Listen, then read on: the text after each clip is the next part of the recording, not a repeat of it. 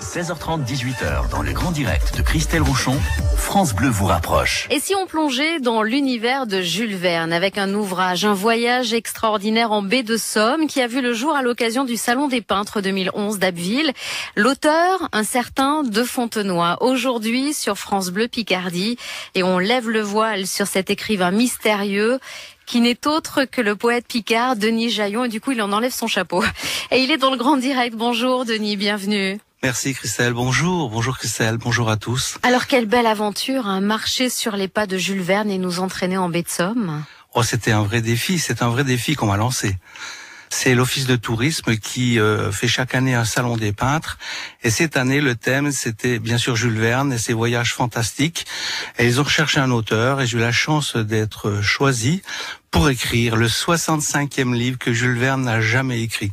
Vraiment, c'est un véritable défi. J'y ai passé des semaines, des mois, des jours et des nuits. Et l'ouvrage, il est là.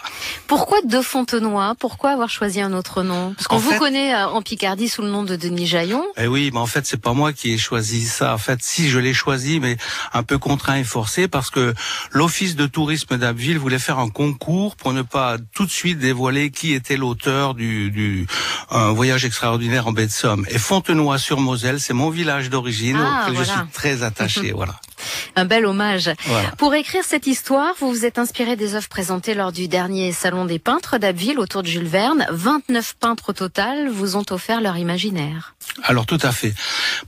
Patricia Chagnon et ainsi que Cédric Decaux et toute l'équipe de l'Office de tourisme d'Abbeville ont eu la gentillesse de me choisir pour écrire et je me suis inspiré bien sûr des tableaux des peintres et les tableaux sont aujourd'hui exposés à l'Office de tourisme d'Abbeville selon mon imaginaire. Et on les a justement dans le livre, hein, ça accompagne votre récit. Votre personnage Eugenio Crotellus qui veut faire de la baie de Somme un paradis terrestre. Colorer, planter, faire grandir des palmiers en baie de Somme. Alors quand on m'a demandé d'écrire ça, j'ai une idée maîtresse, c'est depuis longtemps, je voulais, pourquoi pas, faire de la baie de Somme un littoral californien avec des eucalyptus, avec une flore extraordinaire. Et pour ce faire, il fallait faire naître un personnage hors du commun que Jules Verne aurait peut-être pu faire vivre. Eugenio Crotellus. Vous vous êtes documenté pour rester proche des écrits de Jules Verne? Oui, quand même, parce qu'en fait, Jules Verne était avant tout un amoureux des sciences. C'était un agent de change au départ. Il a commencé à écrire. Un amoureux des sciences, il s'est penché vraiment dans le monde scientifique pour écrire ses voyages extraordinaires. Il a beaucoup voyagé et il a su lier le fantastique à la science. Ouais. Et documenté aussi pour rester près de l'histoire de la baie et des alentours. Hein. Ah bien sûr, tout à fait. C'est une évidence. Où là, j'essaie d'expliquer que la science parfois dépasse la fiction. Et si Jules Verne était un visionnaire, je crois qu'il y a des moments où aujourd'hui l'avancée technologique et scientifique, la biologie va parfois même plus loin que ce qu'on aurait pu imaginer en 1860 et en 1880 même. Comment se passe votre voyage? Avec quels moyens de locomotion? Bien, c'est un ballon à air chaud avec les moyens que monsieur Matthew Fontaine-Maury, un des scientifiques de l'époque, un Américain qui débarque là avec ses connaissances océanographiques pour détourner le Gulf Stream et le faire arriver en baie de Somme. Le Gulf Stream arrive à la pointe du Raz. Et si bien le Gulf Stream arrive en baie de Somme, la baie de Somme deviendrait une baie californienne, enfin un littoral californien. On peut toujours rêver. Hein. Alors moi, j'ai retenu cette phrase dans votre ouvrage. Lorsque chaque jour de sa vie, l'homme, de par sa nature curieux, veut savoir davantage, il lui faut parfois marier le rêve à la réalité pour que grandissent science et conscience. C'est vrai. Je crois que c'est vrai. C'est une phrase que j'ai mis à l'intérieur de ce livre, mais qui résume, je crois, ce que l'homme est dans l'aventure de la nature et dans l'aventure en général, dans l'aventure extraordinaire de cette puissance qui parfois nous échappe, mais qu'on arrive parfois à dominer.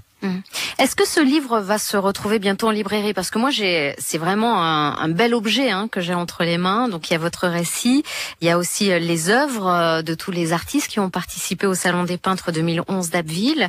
Mais il n'est pas encore accessible à tous. Non, c'est-à-dire que là, ils en ont sorti en 500 exemplaires. C'est le Conseil régional et général ainsi que l'Office de tourisme qui a fait ce bel objet, couverture cartonnée, page glacée. Superbe, il est superbe. Et il va sortir dans quelques semaines, édité par un éditeur national, et vous le trouverez dans toutes les librairies Fnac et autres. Oui, ça va arriver. Ah, tout à fait. Dans combien de temps, Denis?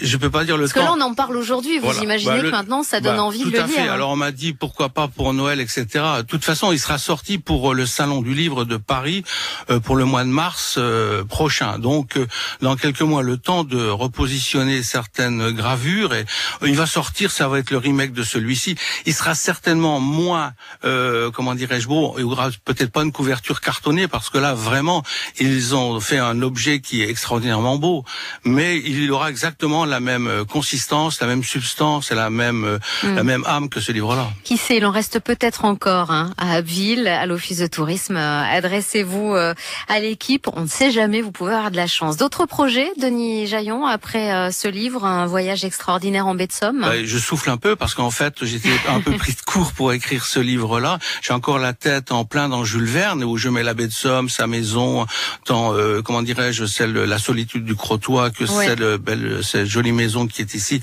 à Amiens. Mais oui, bien évidemment, mais pour l'heure, il est trop tôt. Je peux pas repartir tout de suite à vous dire que ça y est, je vais réécrire. Mais oui, on va vous laisser souffler alors. Bien sûr. Merci Denis Jaillon d'être passé par la radio. Puis n'hésitez pas, France Bleu Picardie vous rapproche. C'est la page Facebook de l'émission et vous avez toutes les photos à retrouver de cette interview. Merci Denis. Merci Christelle. Merci à tous.